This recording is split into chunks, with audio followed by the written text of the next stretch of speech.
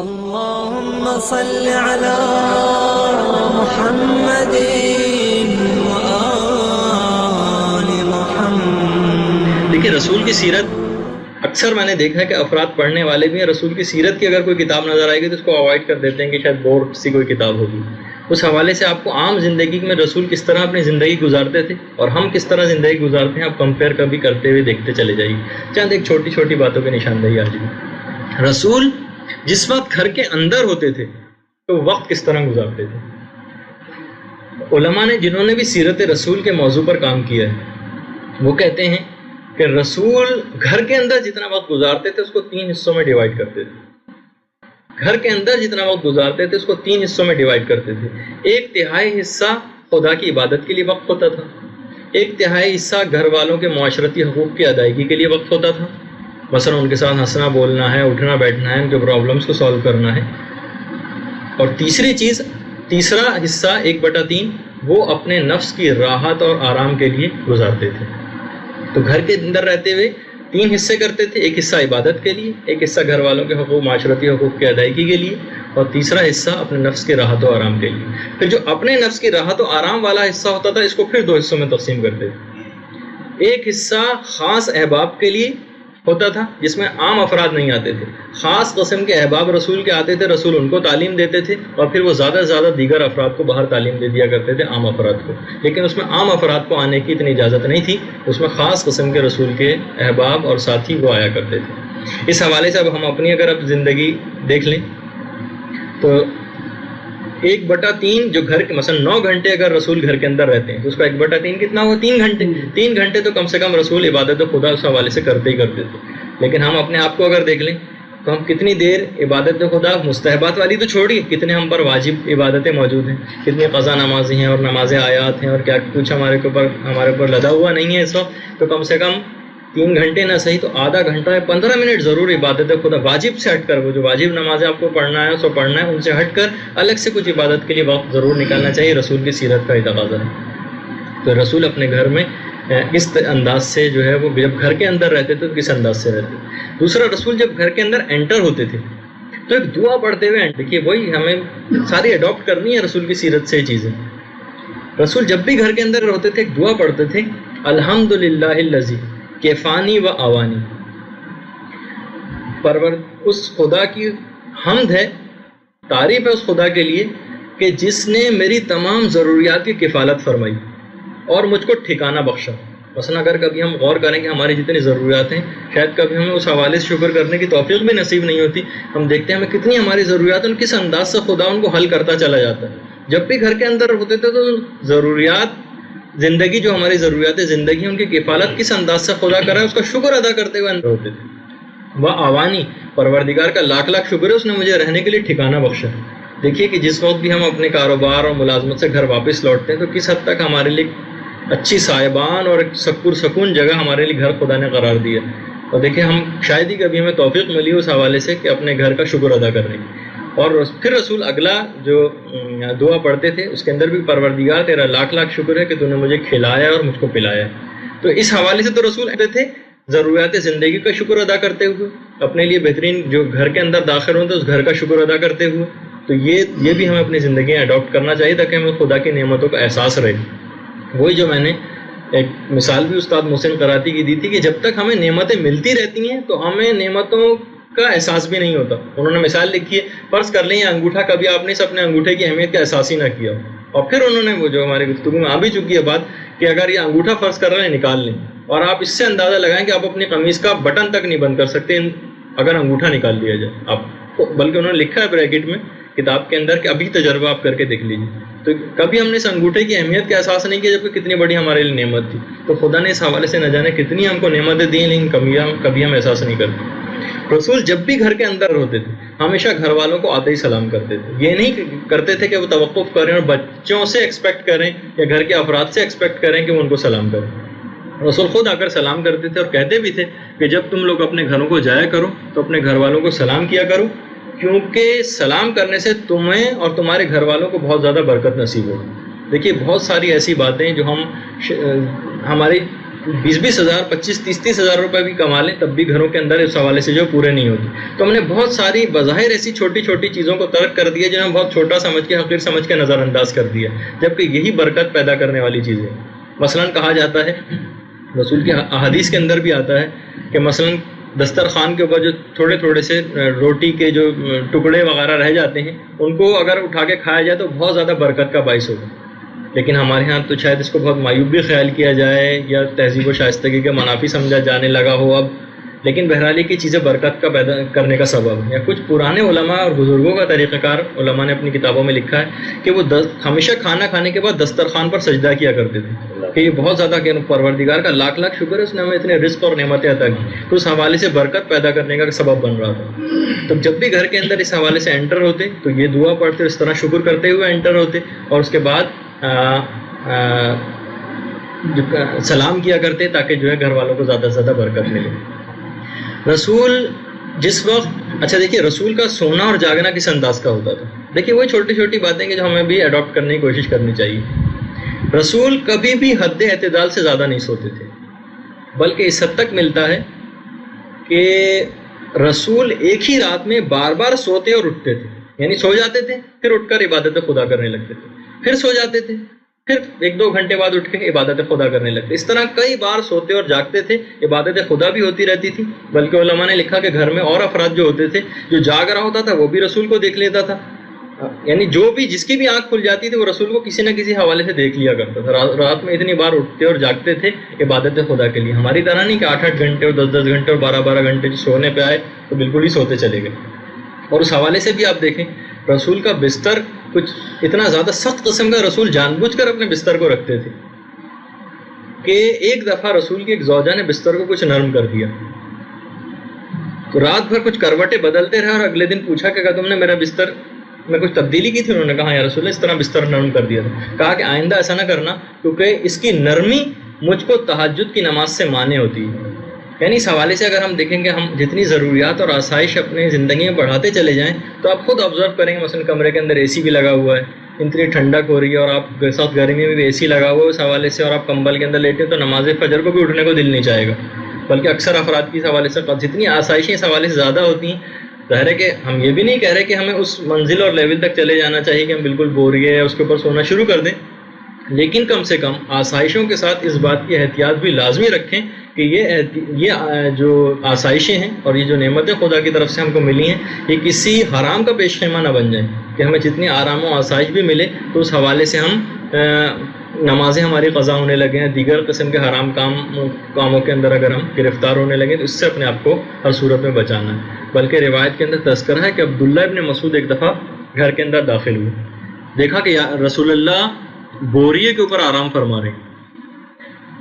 عبداللہ ابن مسعود کو دیکھ کر رسول اٹھے. عبداللہ ابن مسعود نے دیکھا کہ رسول کے جسم کے اوپر بوریے کے نشانات پڑے ہوئے ہیں.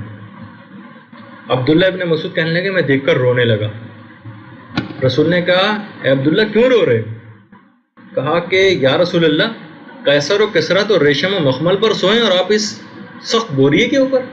تو رسول نے کہا عبداللہ بن مسعود رونے کی کوئی بات نہیں, ان کے لیے خدا نے دنیا رکھی, ہمارے لیے آخرت رکھی.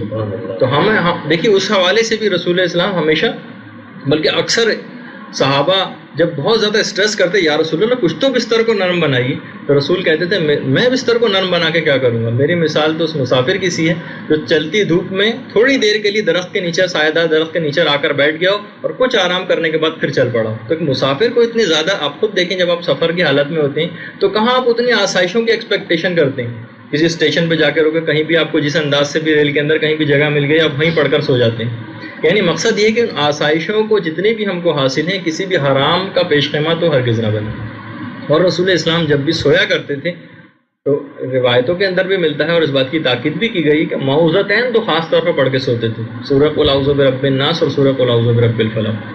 بلکہ علماء نے تو خاص طور پہ لکھا اور کہا کہ اپنے بچوں کو بھی خاص طور پر اس بات کی تاکید کیجیے کہ وہ چاروں قل تو ضرور اپنے اوپر پڑھ کر جو ہے وہ باہر نکلا کریں. تو ہر قسم کے شیاطین دنیاوی اور جو باطنی قسم کے شیاطین ہیں ان سے بھی ان کو نجات ملے گی. اور یہ بھی کہا جاتا ہے اور بہت زیادہ تاکید بھی آئی ہے روایتوں میں کہ کم سے کم سونے سے پہلے انسان 4 چیزیں تو ضرور کر کے سوئے. 3 مرتبہ سورہ اخلاص پڑھ کے سوئے کہ پورے قرآن کی تلاوت کا ثواب ملے گا. تمام مومن و مومنات کے لیے مغفرت کی دعا کر کے سو، اللہم اغفر للمومنین والمومنات، تاکہ اگر اس کا حالت موت اسی نیند کی حالت میں انتقال بھی ہو جائے تو توبہ پر اس کا انتقال ہو، اس وجہ سے خاص طور پر ہی۔ دوسرا یہ کہ سبحان اللہ والحمد للہ ولا الہ الا اللہ واللہ اکبر، یہ تو خاص طور پر پڑھ کے سویا کرے، جس کو تسبیحات اربعہ کہا جاتا ہے۔ اور دوسرا محمد و آل محمد پر درود، بلکہ تمام انبیاء پر درود پڑھ کے سویا۔ اللہم صلی علی محمد و آل محمد۔ تو یہ چار چیزیں تو خاص طور پر، ان کی تو ضرور بالضرور، اور بلکہ رسول کا ملتا بھی ہے۔ ازواج جو رسول کی ہیں وہ روایت فرماتی ہیں کہ ہم دیکھتے تھے کہ رسول خدا قل اعوذ برب الناس اور قل اعوذ برب الفلق پڑھتے تھے، اور پھر اپنے چہرے اور جسم کے اوپر ہاتھ بھی پھیرتے تھے اسی حوالے سے۔ تو اکثر جیسے کہ لوگ پوچھتے ہیں، بھائی سوچتے ہیں بھائی اس کی بھی کیا ضرورت نہیں ہے، رسول کی سیرت میں ہم کو ملتا ہے کس انداز سے رسول اپنے جسم کو کے اوپر ہاتھ بھی پھیرا کرتے تھے اور پڑھنے کے بعد۔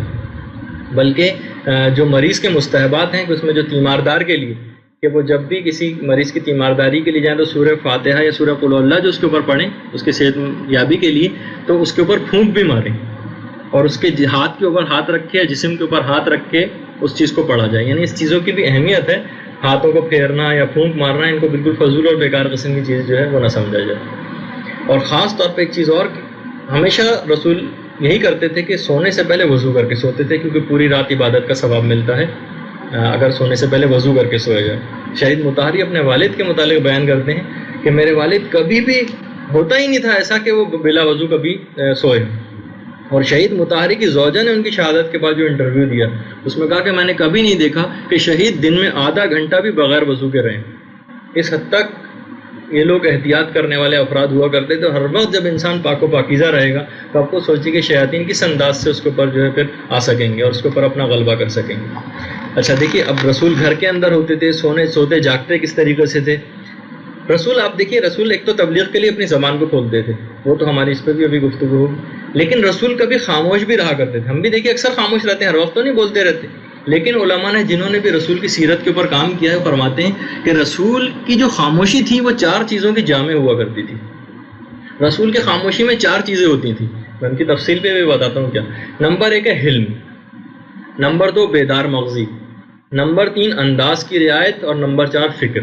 یہ چار چیزیں رسول کی خاموشی میں ہوا کرتی تھی۔ نمبر ایک حلم، دیکھیے ہمیں بھی اکثر بہت ساری ہمیں ناگوار باتیں اس حد تک ناگوار لگ رہی ہوتی ہیں کہ ہم تو بالکل غصے سے از خود رفتہ ہو جاتے ہیں اس کے اندر۔ رسول اکثر ناگوار باتوں کو، رسول کو تو سوچیے ہم لوگ کوڑا بھی پھینکا جاتا تھا اور کیا کچھ اذیتیں اور مصیبتیں رسول کے اوپر نہیں ہوتی تھیں، لیکن اس انداز سے رسول کی سیرت ہے کہ ناگوار باتوں کو اس طرح پی جایا کرتے تھے کہ احساس بھی نہیں ہونے دیتے تھے کہ وہ ناگوار حلم جو ان کے رسول کے اندر جو ہے وہ پیدا، اتنا زیادہ رسول کے اندر حلم پایا جاتا تھا۔ اس حوالے سے صبر ناخوشگوار باتوں پر، ایک تو یہ رسول کی زندگی میں ہم کو خاموشی کے اندر ملتا ہے کہ اس انداز سے حلم اور صبر کی قوت ان کے اندر ہوتی تھی، ناخوشگوار باتوں کو جس انداز سے پی جایا کرتے تھے۔ نمبر دو بیدار مغزی۔ اچھا دیکھیے، یعنی خاموشی، ایک تو خاموش ہے بالکل، دنیا مافیا سے ہم لوگ جس طریقے سے ایسی مایوس بیٹھے ہیں، اداس سے بیٹھے ہیں، کچھ یعنی جس کے اندر کچھ بھی بات نہیں ہوتی، رسول کے ہاں بیدار مغزی پائی جاتی تھی۔ اور بیدار مغزی میں علماء نے لکھا چار چیزیں پھر ہوا کرتی تھی۔ سب سے پہلی چیز، رسول ایسی خاموشی میں بھی ایسی چیزوں کو کیا کرتے تھے کہ لوگوں کو خود بخود ان چیزوں کو کام کرنے کی رغبت ہو۔ اس خاموشی میں دیکھیے، منہ سے کچھ بھی نہیں کر رہے، عمل اسی خاموشی کے اندر ایسا کر رہے ہیں کہ خود بخود لوگوں کو رغبت پیدا ہو۔ مثلا خود ہم بھی اگر دیکھیں، مثلا بچے جو ہیں وہ اگر اپنے باپ کو دیکھیں گے، باپ جو ہے مثلا قرآن پڑھ رہا ہے بیٹھا ہوا، تفسیر پڑھ رہا ہوا بیٹھا ہوا، کسی کتاب کا مطالعہ کر رہا ہے، کوئی دینی کام کر رہا ہے، تو بچے خود بخود، یعنی چاہے باپ منہ سے کچھ بھی نہیں کہہ رہا لیکن بچے اس کو آبزرو کریں گے، اس کی شخصیت کا اثر لیں گے، اس کی خاموشی میں اس انداز سے تبلیغ ہو جائے گی۔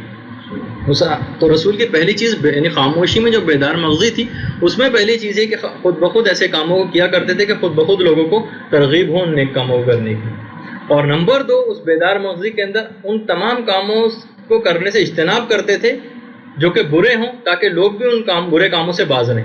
مثلا خود آپ گھر میں کسی بڑے یا باپ کو یا بھائی کو، جس کے گھر کے اندر چھوٹے بھی موجود ہیں، وہ دیکھیں گے اگر مثلا فلم آ رہی ہے، ٹی وی کے اوپر کوئی گانا آ رہا ہے، کوئی بھی ان کا خاموشی کے اندر مثلا ٹی وی کی آواز کو بند کر رہے ہیں، سلو کر رہے ہیں، بند کر رہے ہیں، اٹھ کر جا رہے ہیں، ناراضگی کا اظہار کر رہے ہیں، چاہے منہ سے کچھ بھی نہیں کہہ رہے، تب بھی خود بخود بچے ان کاموں سے باز رکھنے کی کوشش کریں گے۔ تو رسول ہر ان کاموں کو خاموشی میں اوائڈ کرتے تھے کہ لوگ خود بخود اس سے نصیحت لیں گے، ہمیں بھی اس سے باز رہنا ہے۔ نمبر تین، رسول ہمیشہ رسول کی کوشش یہ ہوتی تھی کہ اپنی رائے کو ایسے امور میں صرف کرنے کے اہتمام کے متعلق سوچا کرتے تھے جس میں امت کی کوئی مصلحت ہو.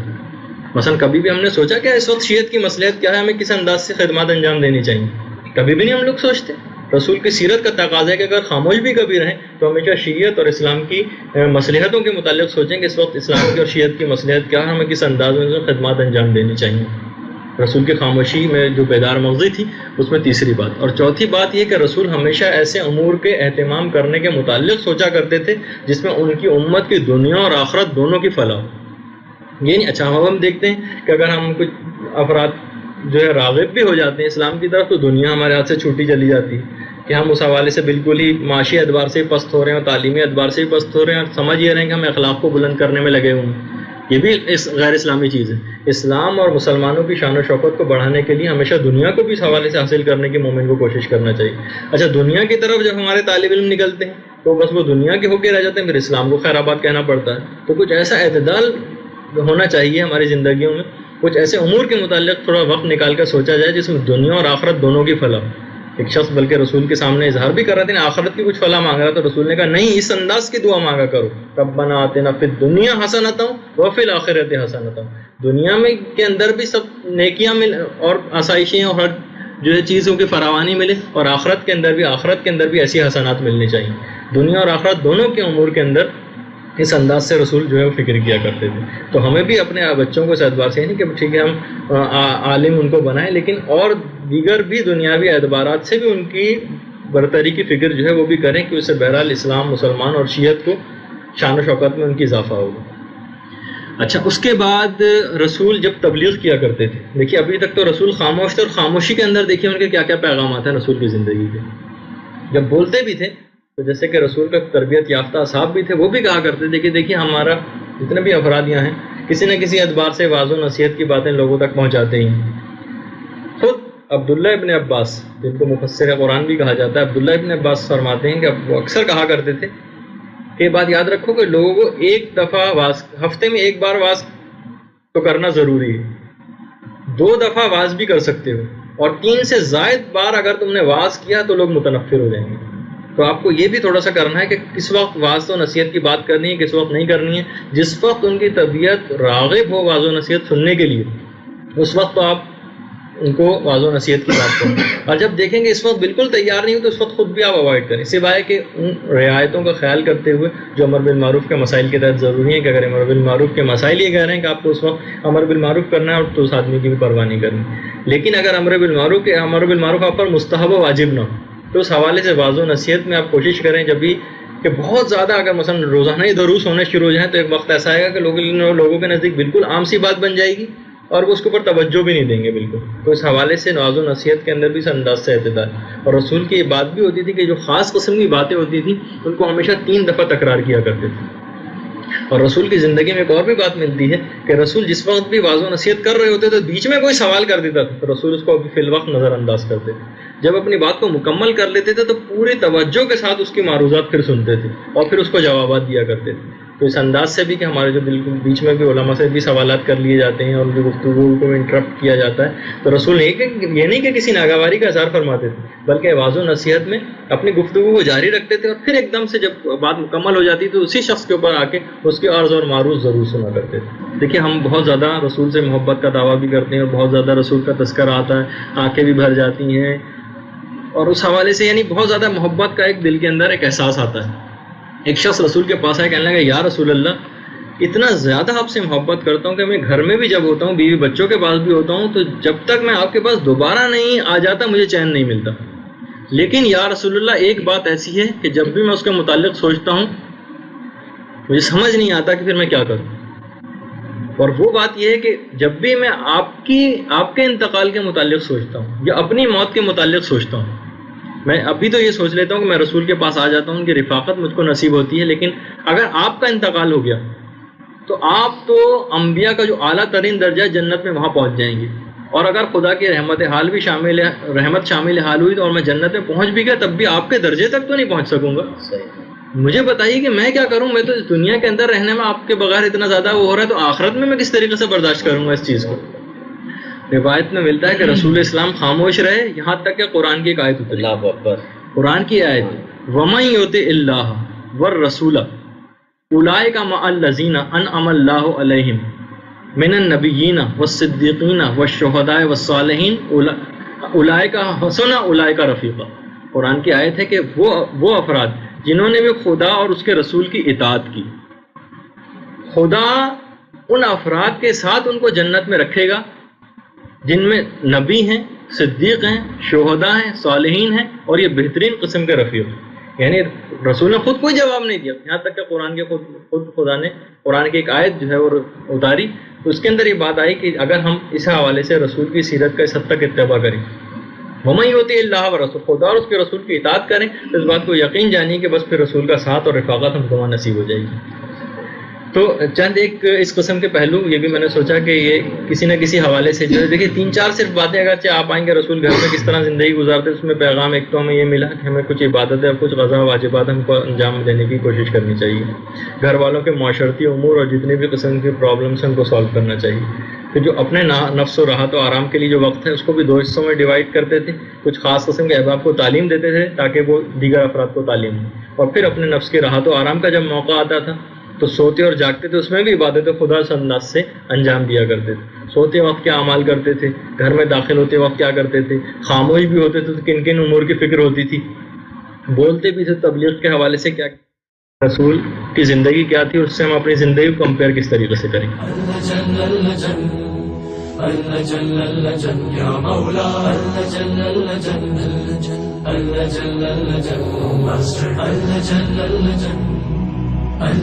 يا صاحب السماء اللجن